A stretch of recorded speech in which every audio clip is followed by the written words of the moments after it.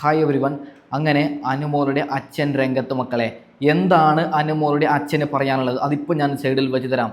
ഒരു കാര്യം പറയുകയാണ്, അനുമോളുടെ ഫാമിലി രണ്ടും കൽപ്പിച്ചിട്ട്, അതായത് അനുമോളെ മോശമായിട്ട് ആരെങ്കിലും ചിത്രീകരിക്കുകയാണെങ്കിൽ അവർക്കെതിരെ നിയമ നടപടിക്ക് പോകാനാണ് എല്ലാ സാധ്യതയും ഉള്ളത്.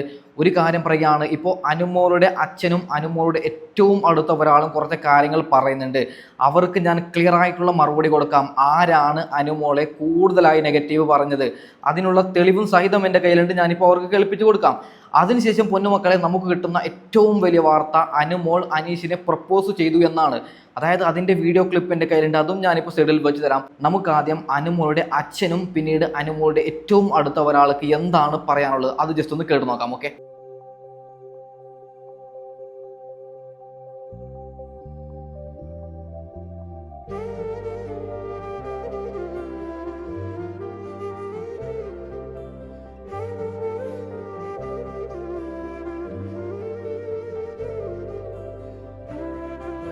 അനുമോളെക്കുറിച്ച് മോശമായിട്ടുള്ള പോസ്റ്റ് ഇടുന്നത് നിങ്ങൾ അനുമോളെക്കുറിച്ച് പഠിച്ചതിന് ശേഷം നിങ്ങൾ പോസ്റ്റ് ചെയ്യും.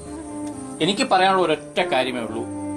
ഈ ഇൻസ്റ്റാഗ്രാം, ഫേസ്ബുക്ക്, യൂട്യൂബ് ഇങ്ങനെയുള്ള മോശമായിട്ട് കമന്റ്സ് ഇടുന്നവർക്ക് ഒറ്റ കാര്യമേ പറയാനുള്ളൂ. നിങ്ങൾ കാശിന് വേണ്ടിയാണ് ഇങ്ങനെയുള്ള കമന്റ്സ് ഇടുന്നതെങ്കിൽ നമുക്ക് നിലനിൽക്കണം. നമ്മൾ സമ്പാദിക്കുന്നത് മോശമായിട്ടുള്ള രീതിയിൽ ആകരുത്, അത് നിലനിൽക്കില്ല.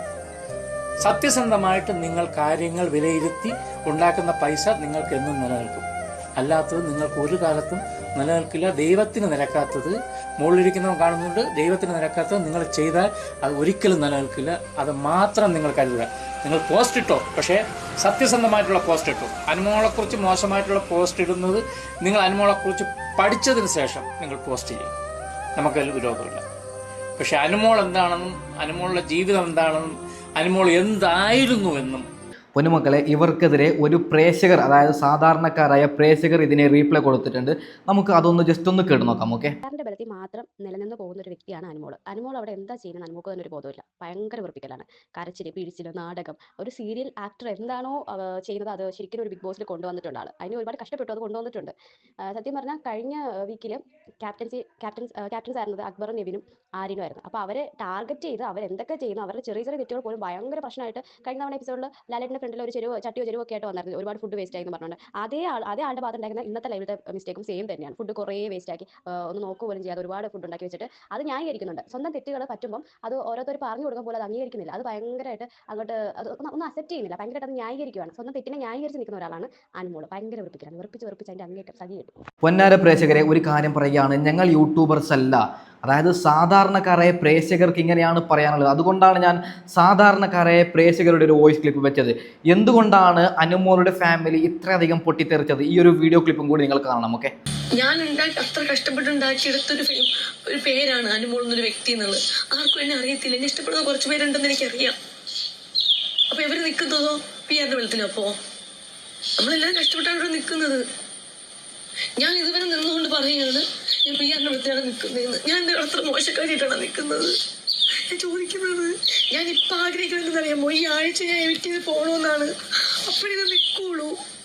ഞാൻ എവിറ്റ് വീട്ടിൽ ഇരുന്നാലേ ഇവർ മനസ്സിലാക്കുള്ളൂ അനുമോൾ പിയാറിന്റെ ബലത്തിലല്ല എന്നുള്ളത്.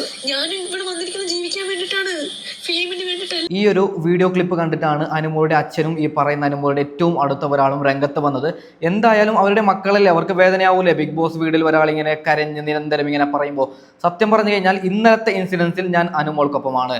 കാരണം ഇന്നലെ ഈ പറയുന്ന സാബുമോനും ആദിലയും വെറുതെ ഉണ്ടാക്കിയ കച്ചറയാണ്. പ്രത്യേകിച്ചിട്ട് ആ സാബുമോൻ വെറുതെ കറി തന്നിട്ടില്ല എന്ന് പറഞ്ഞുണ്ടാക്കിയ ആ ഒരു പ്രശ്നമാണ്. ഓക്കെ. പൊന്നുമക്കളെ, ഏറ്റവും ബ്രേക്കിംഗ് ന്യൂസായി വരുന്നൊരു വാർത്തയാണ് അനീഷിനെ ഈ പറയുന്ന അനുമോൾ പ്രപ്പോസ് ചെയ്തു എന്ന്. നമുക്ക് ആ ഒരു വീഡിയോ ക്ലിപ്പ് ജസ്റ്റ് ഒന്ന് കണ്ടു നോക്കാം. ഓക്കെ. സംഗതിയൊക്കെ തമാശയാണെങ്കിലും അനുവിനോടൊരു ചെറിയ ഇഷ്ടം. അതെന്ത് പറഞ്ഞല്ല? എന്നോട് പറഞ്ഞല്ല. പറഞ്ഞ പിന്നെ എന്നോട് പറയാൻ ഏൽപ്പിച്ചെന്തിനാ? നിങ്ങൾ ഇവിടെ ഉണ്ടായിരുന്നില്ല അപ്പൊ. പിന്നെ എന്നോടൊരു ഡ്രാമ അല്ലേ? അത് എപ്പോഴാന്നറിയോ? ബ്ലാങ്കറ്റ് മൂടിക്കിടന്നപ്പോ ഇങ്ങനെ ഒരാൾ ഇങ്ങനെ നോക്കുക, ഇങ്ങനെ നോക്കുക, രാത്രി അവിടെ ഇങ്ങനെ നോക്കുക. അപ്പൊ ഇങ്ങനെ ബ്ലാങ്കറ്റ് മാറ്റിയിട്ട് ഞാൻ നോക്കുന്നുണ്ടോ ഇല്ലെന്ന് നോക്കുക. അനീഷിന് വയസ്സ് എത്രയായി നമുക്കറിയണം. അനുമോൾക്ക് 30 വയസ്സായി. അനീഷിനൊരു 40-42 ഓക്കെ സെറ്റാവും, കുഴപ്പമില്ല. ഒരു 12 എനിക്ക് തോന്നുന്നു ഇങ്ങനെ പറഞ്ഞ് ഇത് അടുക്കുന്നു എന്നാണ് എനിക്ക് പേഴ്സണലി തോന്നുന്നത്. ഓക്കെ, ആദ്യം അനുമോൾ ഒരു കാര്യം പറഞ്ഞിട്ടുണ്ട്, എനിക്ക് അനീഷിനോട് ഒരു ക്രഷ് ഉണ്ടെന്ന് വെറുതെ പറഞ്ഞതാണ്.